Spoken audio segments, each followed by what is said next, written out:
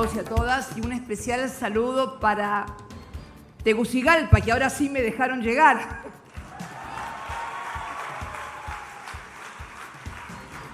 La verdad que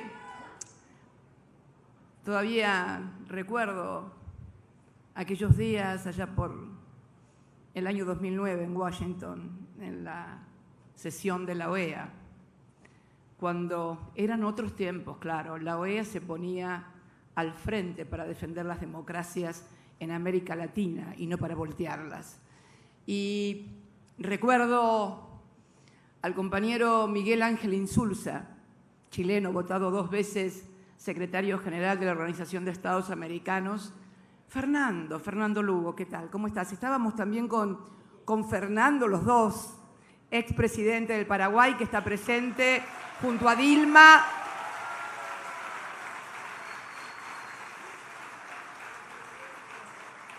Y bueno, y la verdad que después de todas aquellas vicisitudes, cuando volamos a El Salvador, Fernando, ¿te acuerdas? Con Miguel, con Mel.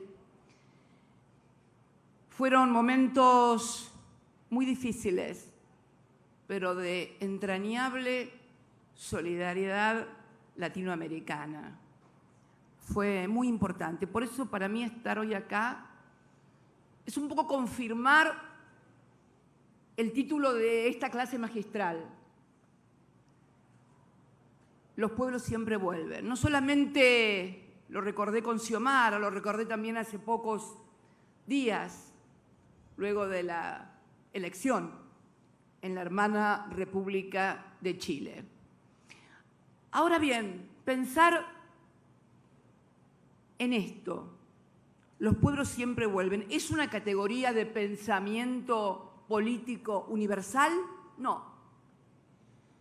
Es una categoría de pensamiento político latinoamericano. ¿Y por qué? Porque es muy difícil por allí, en otras latitudes, imaginar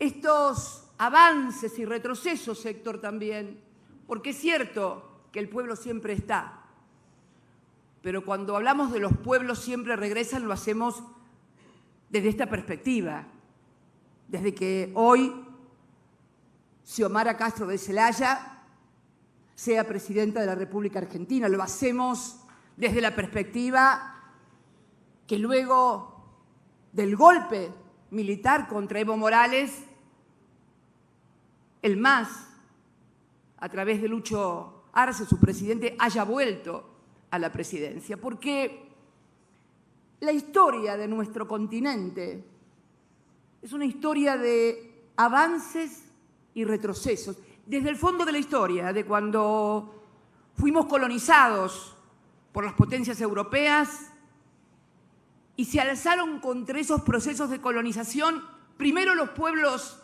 originarios, Lempica, Tupac, Amarú y tantas otras rebeliones y revoluciones indígenas, que sin embargo fueron aplastadas.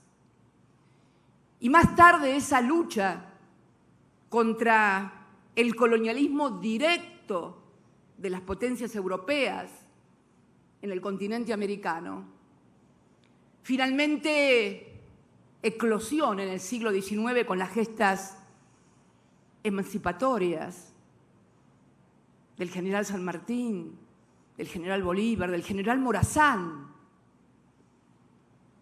Verdaderos libertadores. Es una liberación política, pero hecha con armas.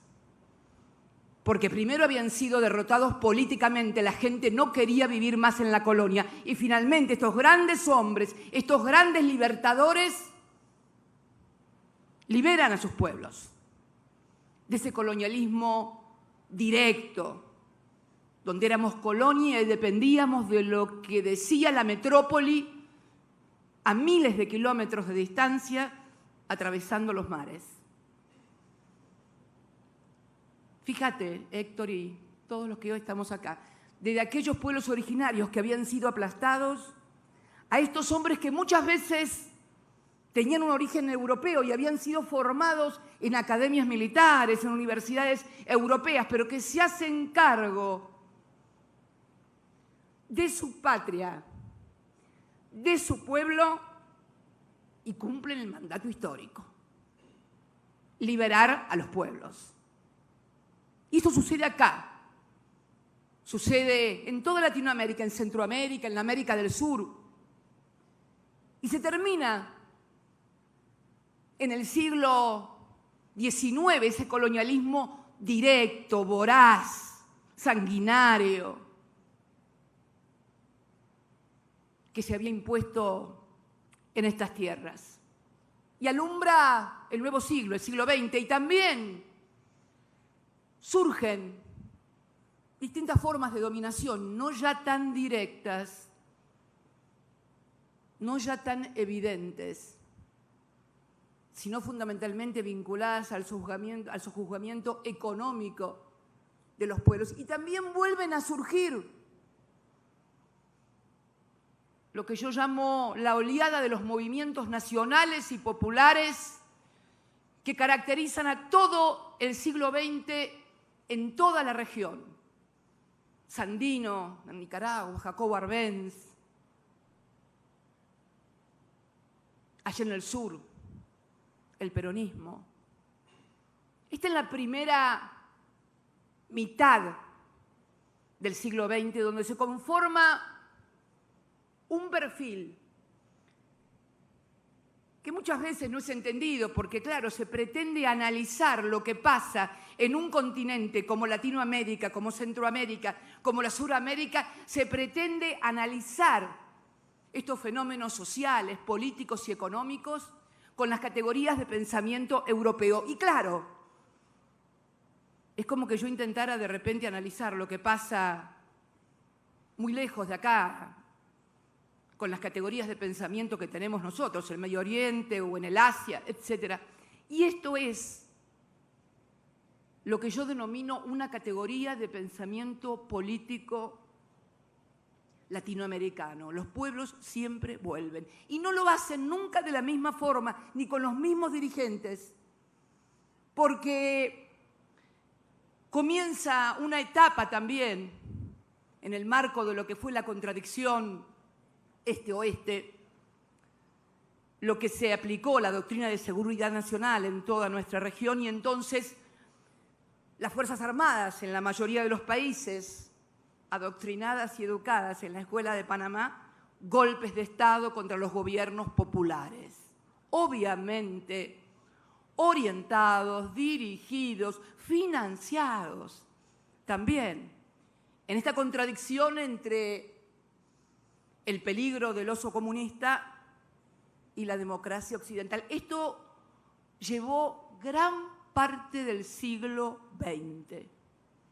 Gran parte del siglo XX.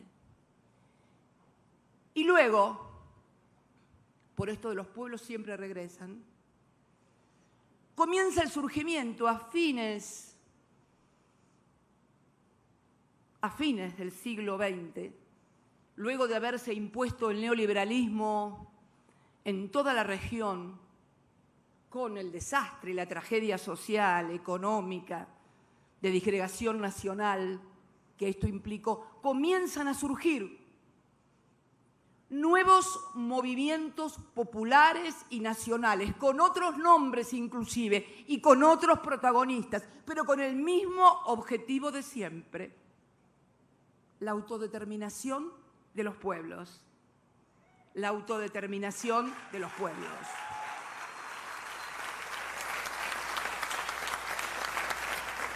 Y así comienza en Venezuela, cuando luego de ganar unas elecciones por amplia mayoría, Carlos Andrés Pérez impone un modelo económico dictado por los organismos multilaterales de crédito internacionales, y finalmente se produce el Caracazo y todo el proceso que allí se dispara. En mi país, en la República Argentina, también se había impuesto el neoliberalismo, porque la caída del muro de Berlín hace creer a algunos que la historia se había terminado y que entonces no había ninguna otra opción ni modelo a llevar adelante que no fuera el neoliberalismo. Sin embargo, comienzan a surgir, lo que hablabas vos, Héctor, recién, la resistencia de los pueblos, y comienzan a surgir nuevos liderazgos, nuevos movimientos, nuevos espacios políticos, porque la característica de esto de que el pueblo siempre regresa en la América Latina no siempre tiene la misma forma en todas las décadas y en todas las etapas, sí siempre tiene los mismos objetivos. Y entonces comienza un proceso virtuoso, y un proceso virtuoso que puede ser medido en lo que se debe medir la virtud en la gestión de gobierno, que es mejorar la calidad de vida de los pueblos, que la gente pueda tener salud, educación, estudios. Y esta década y media que comienza a fines del siglo XX, principios del XXI, también surgen retrocesos en los pueblos, no ya bajo la forma de lo que habían sido los golpes militares, ya no es necesario. Ahora ya no es necesario llevar militares a educarlos en Panamá, en la Escuela de las Américas. Ahora hay que conseguir jueces que, educados y en comisiones, en foros, que siempre financian, de la misma manera que se financiaban los golpes militares, se comienzan a financiar los golpes judiciales también en la América Latina. De la misma manera y con los mismos financiadores, además. Miren, mirando un poco la historia de aquí, de Honduras, lo van a entender muy bien. Cuando le dan el golpe militar a tu padre, Amel, Héctor, el argumento era que había violado el artículo 234, creo, de la Constitución, ese que dice que no hay reelección y que todo aquel que intente una reelección es pasible de estar inhabilitado por 10 años para ejercer los cargos. Fíjense qué curioso. Y entonces, cuando Mel convoca a una consulta popular no vinculante, le dan el golpe de Estado porque dicen que había violado la Constitución. Sin embargo, el Poder Judicial de Honduras le reconoció a Hernández la posibilidad de ser reelecto y estuvo 8 años en el poder. Díganme entonces, los amantes del derecho y las doctrinas judiciales, a ver, de alguna embajada, de algún lado, ¿por qué no me explican el fenómeno? ¿Por qué no me explican el fenómeno de que la Constitución se aplica y las leyes se aplican y los jueces juzgan no de acuerdo a la Constitución, al derecho y a los códigos, sino a la ideología y a los intereses que, como siempre, están en contra de los grandes intereses de las grandes mayorías nacionales y populares? Y uno se pregunta entonces, ¿por qué este retorno permanente, esta ir corsi ricorsi de la historia, el ir y venir? ¿Y qué es lo que está pasando? Porque vuelven a querer instalar al neoliberalismo en la región. Es curiosa la contradicción y es curiosa la paradoja. ¿Por qué digo que es curiosa? Porque, como ustedes saben, el neoliberalismo propugna el achicamiento del Estado. El Estado no sirve, hay que reducirlo a una mínima expresión. El Estado no. El neoliberalismo es más. Han surgido algunas corrientes en algunos países que se denominan los libertarios y que quieren suprimir el Estado directamente. Mira vos, quieren suprimir el Estado. Bien, ¿y qué pasa?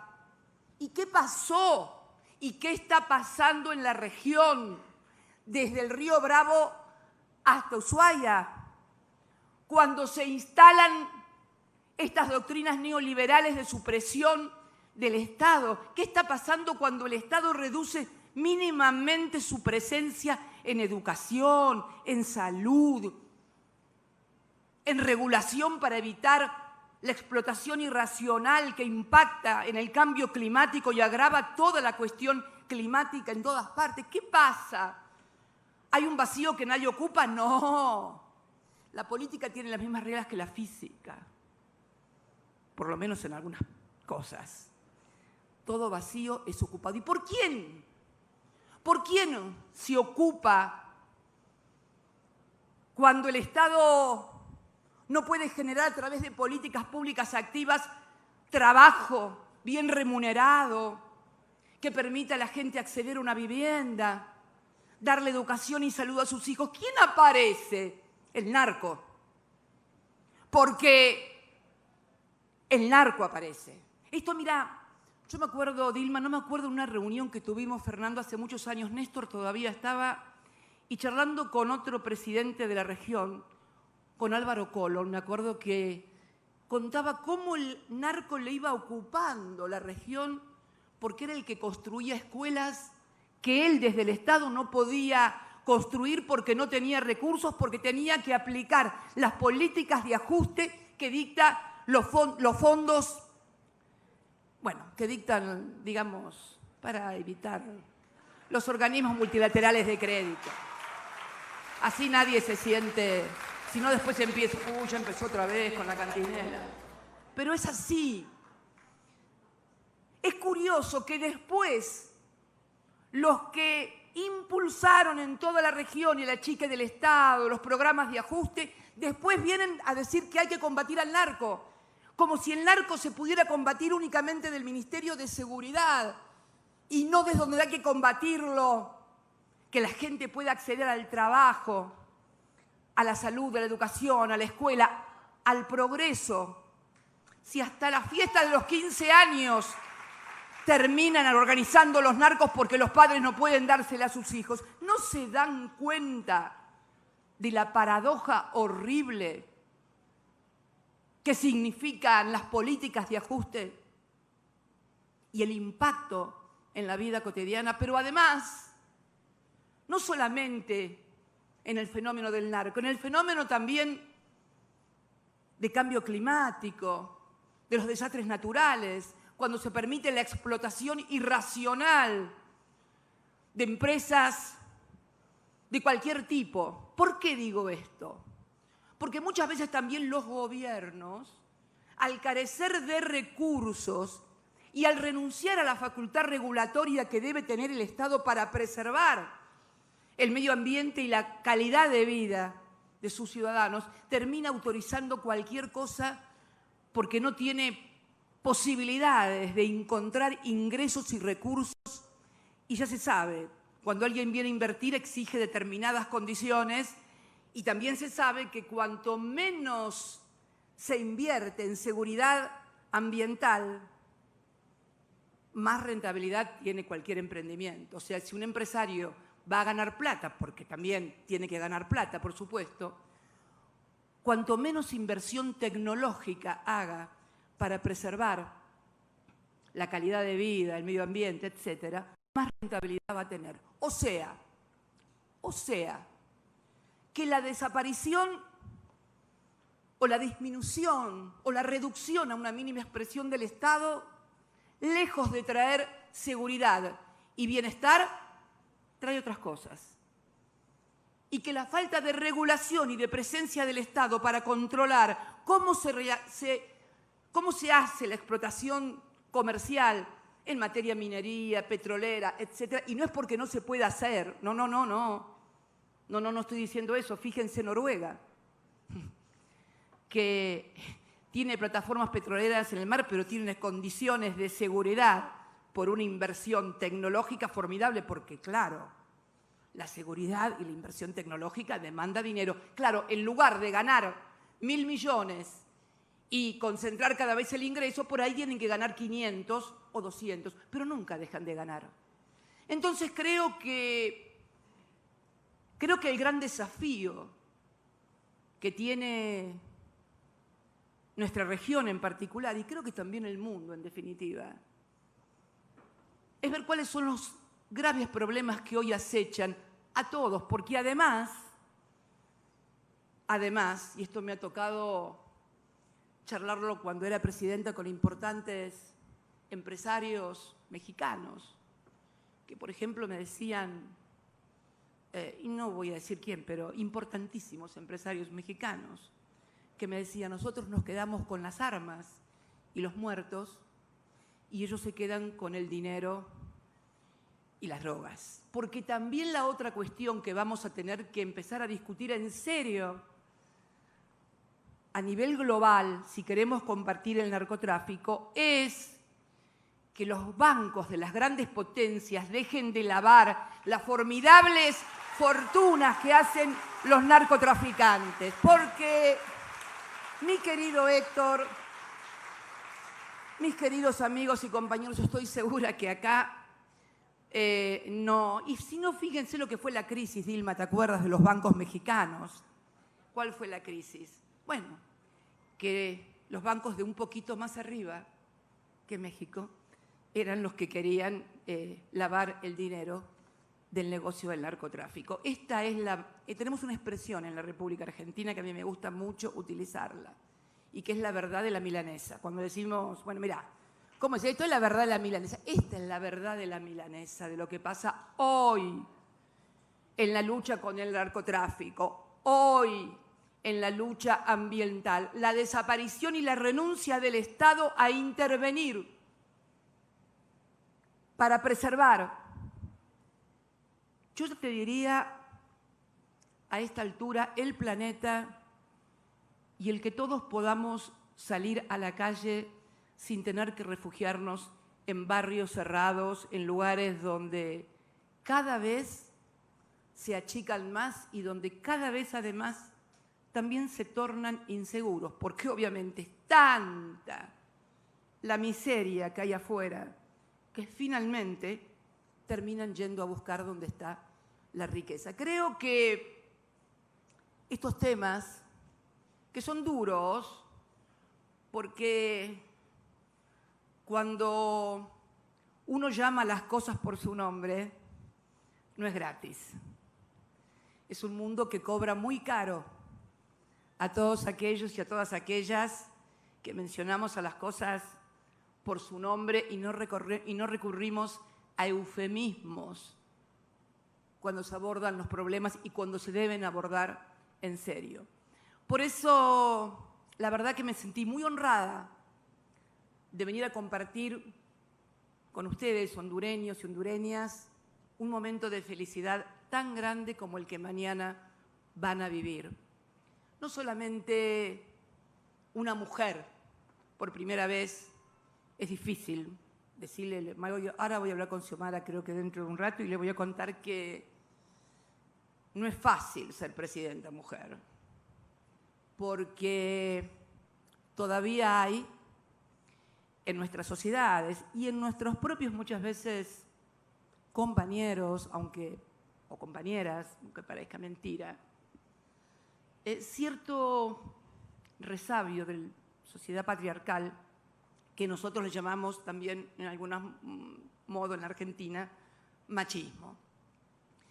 Y es muy difícil porque cuando una mujer, además de pintarse, peinarse o ponerse un atuendo para venir aquí, además piensa y sobre todo se atreve a decirlo en voz alta lo que piensa y tomar decisiones, bueno, se lo perdonan bastante menos que a los hombres. Miren, quiero contarles algo. Al principio, en el año 2007, cuando me toca asumir como presidenta, 2007, 2008, yo le decía a Néstor, a mi compañero, estas cosas, que además era un tema de machismo, de por qué era mujer. Él me decía, no. Poco tiempo antes de partir, me reconoció que tenía razón. esto también, además de por las ideas, por los intereses que se afectan, etcétera, etcétera, fundamentalmente también es por tu condición de mujer, no lo duden. Por eso va a ser muy difícil y yo espero que todos ustedes y todas ustedes ayuden mucho a la compañera Xiomara, porque le espera una tarea difícil, doblemente difícil por ser mujer, pero estoy absolutamente convencida de que la va a poder llevar adelante porque la vi salir a pelear por quien era su compañero, a pelear por la democracia aquí en las calles, y la vi ir una y otra vez y venir, y finalmente mañana la vamos a ver jurar como presidenta. Muchas gracias a todos y a todas, los quiero mucho.